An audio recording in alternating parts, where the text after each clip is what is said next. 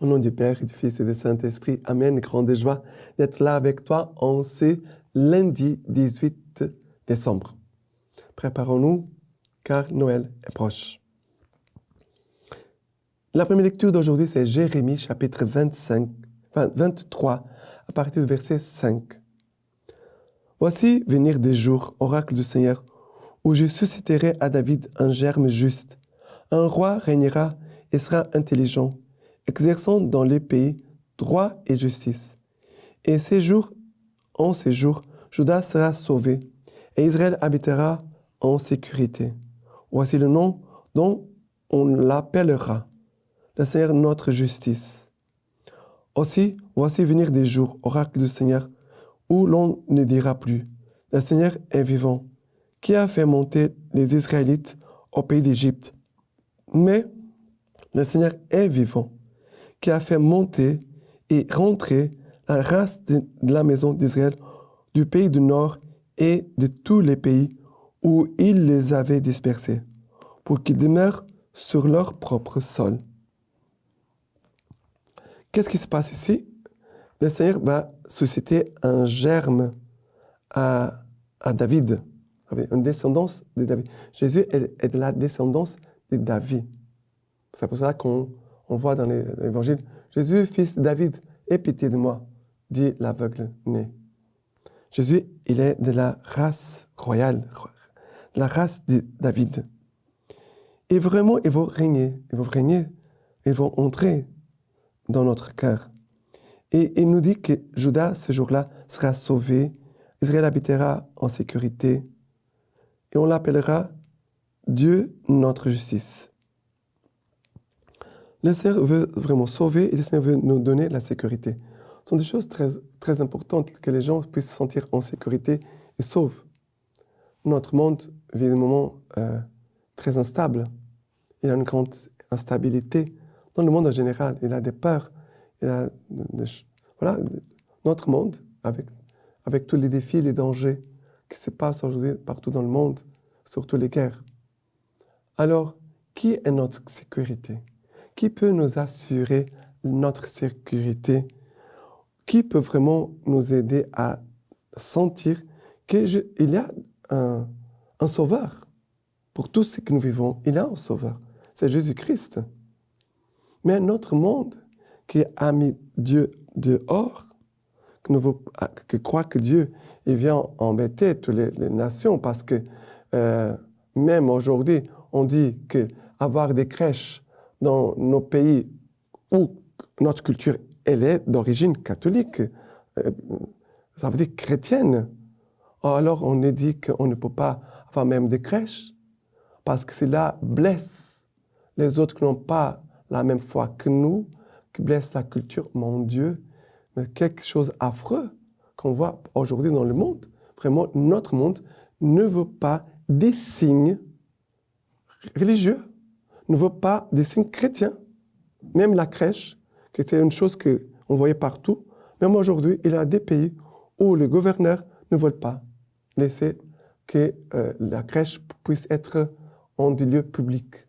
C'est ridicule. C'est ridicule. Mais c'est Jésus notre sécurité. C'est lui notre salut. C'est lui.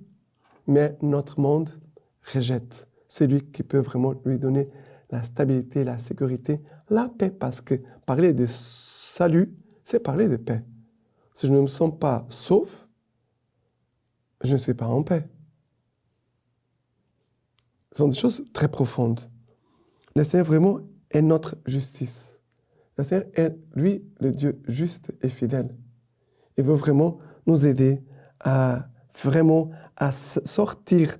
Il dit ici, le Seigneur est vivant, qui a fait monter et rentrer la race de la maison d'Israël du pays du Nord et de tous les pays où il les avait dispersés. Le Seigneur veut rassembler son peuple.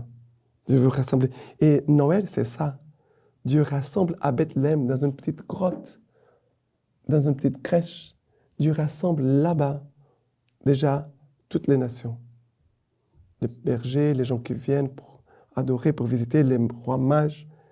C'est le monde entier qui vient vraiment pour se prosterner et adorer Jésus. c'est là où se trouve notre source, où nous pouvons vraiment boire et avoir un cœur en paix, en sécurité. Que tous les peuples puissent connaître Jésus-Christ. Nous devons prier beaucoup pour que les hommes puissent s'ouvrir à la lumière et qu'ils ne rejettent pas la lumière, que c'est Jésus-Christ. D'accord? Et maintenant, le psaume d'aujourd'hui, c'est le psaume 72, à partir du verset 1er. Ô Dieu, donne au roi ton jugement, au fils du roi ta justice, qu'il rende à ton peuple sentence juste et jugement à tes petits.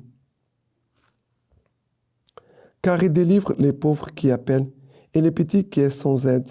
Compatissant aux faibles et aux pauvres, il sauve l'âme des pauvres. Et après le verset 18, béni soit le Seigneur, le Dieu d'Israël, qui seul a fait des merveilles. Béni soit à jamais son nom de gloire. Toute la terre soit remplie de sa gloire. Amen. Amen. Vraiment que toute la terre soit remplie de sa gloire. En ce Noël, vraiment que la terre entière puisse être remplie de la présence, car Dieu vient pour habiter dans notre terre, sur notre terre, en chacun de nous. Il vient pour toi et pour moi. Il vient pour ceux qui ne croient pas, pour ceux qui les rejettent, pour ceux qui ont de la haine contre Dieu. Jésus vient pour tous. Et nous devons prier beaucoup pour que notre monde puisse croire, pour que notre monde puisse revenir à nouveau à la foi. D'accord? Car il délivre les pauvres qui appellent et les petits qui sont sans aide. Compatissant aux faibles et aux pauvres, il sauve l'âme des pauvres. Quand on voit ces pauvres, petits, faibles, ça ne veut pas dire petit, faible, pauvre, quelqu'un qui est mou, qui n'a aucune initiative, qui ne peut rien faire. Nous avons une force intérieure. Les petits, les faibles et les pauvres, ils peuvent avoir une force intérieure qui ne vient pas de lui. C'est cela que les saints nous montrent, c'est cela que les Écritures nous montrent. D'hommes faibles, pauvres, petits, Dieu a fait de grandes choses. Surtout, on voit cela à partir de la Vierge Marie.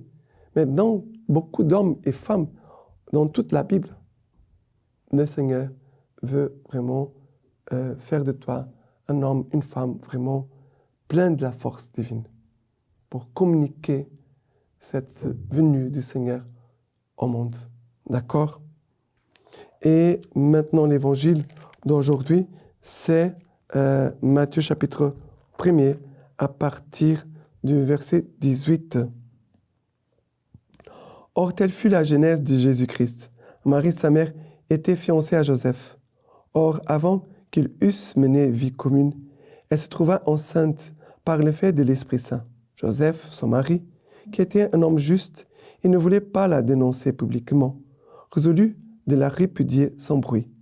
Alors qu'il avait formé ses desseins, voici que l'ange du Seigneur lui apparut en songe et lui dit, « Joseph, fils de David, ne crains pas de prendre chez toi Marie, ta femme, car ce qui a été engendré en elle vient de l'Esprit Saint. Elle enfantera un fils, et tu l'appelleras du nom de Jésus, car c'est lui qui sauvera son peuple de ses péchés. » Or, tout ceci advint pour que s'accomplisse cet oracle prophétique du Seigneur. Voici que la Vierge concevra et enfantera un fils, et on l'appellera du nom d'Emmanuel, ce qui traduit Dieu avec nous. Une fois réveillé, Joseph vit comme l'ange du Seigneur lui avait prescrit.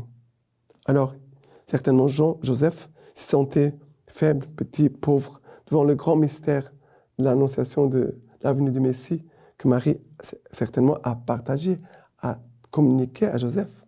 Joseph, devant la grandeur du mystère divin, devant le mystère de l'accomplissement des prophéties, toutes les prophéties que Joseph avait entendues parler sur la venue du Messie, il dit, mais toutes les prophéties s'accomplissent maintenant. Jésus est déjà là. Le Messie est déjà là, dans le sein de Marie. Joseph se sent petit, pauvre, comme j'ai dit tout à l'heure, faible. Mais la grâce arrive. L'ange vient le visiter et lui dit, « Joseph, fils de David, ne crains pas de prendre chez toi Marie, ta femme, car ce qui a été engendré en elle vient De qui? De l'Esprit Saint. Dieu viendra et fera son œuvre en toi par l'action de l'Esprit Saint. Elle enfantera un fils que tu l'appelleras du nom de Jésus, car c'est lui qui sauvera son peuple de ses péchés. Jésus, ça veut dire Dieu sauve. Dieu sauve. Dieu, pendant ce temps, Dieu veut venir me sauver. De quoi j'ai besoin d'être sauvé? Quels sont les points où j'ai besoin d'être sauvé? Et en même temps, où je suis seul, où il a cette solitude d'être seul. Voilà, seul. Dieu avec nous. Emmanuel, c'est que c'est traduit, Dieu avec nous. Dieu veut se faire présent à toi. Il veut combler la solitude, le sentiment d'être seul. Dieu veut être ta compagnie. C'est lui qui t'accompagne. Mais en même temps, Dieu veut te sauver de tes péchés. Et lui, il vient visiter ce qui est faible, pauvre, petit, en toi. D'accord?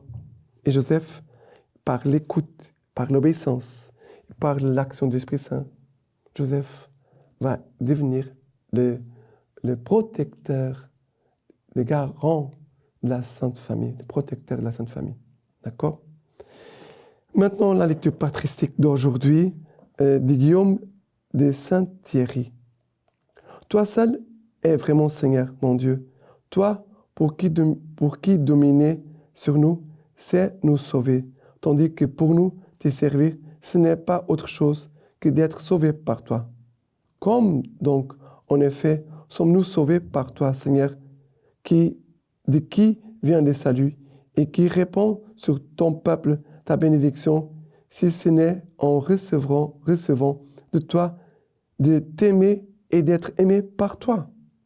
Et pour cela, Seigneur, tu as voulu que le Fils de ta droite, l'homme que tu as affermi, soit appelé Jésus, c'est-à-dire Sauveur. C'est lui qui sauvera son peuple de ses péchés. En dehors de lui, il n'y a pas de salut. C'est lui qui nous a appris à l'aimer. Quand le premier, il nous a aimés jusqu'à la mort de la croix. Par son amour et sa dilection, il éveille en nous l'amour pour lui. Lui qui les premiers nous a aimés jusqu'à l'extrême. Maintenant, je vous laisse la bénédiction par les mains toutes pures de la Vierge Marie. Que toute puissance vous bénisse et vous garde, le Père, le Fils et le Saint-Esprit. Amen.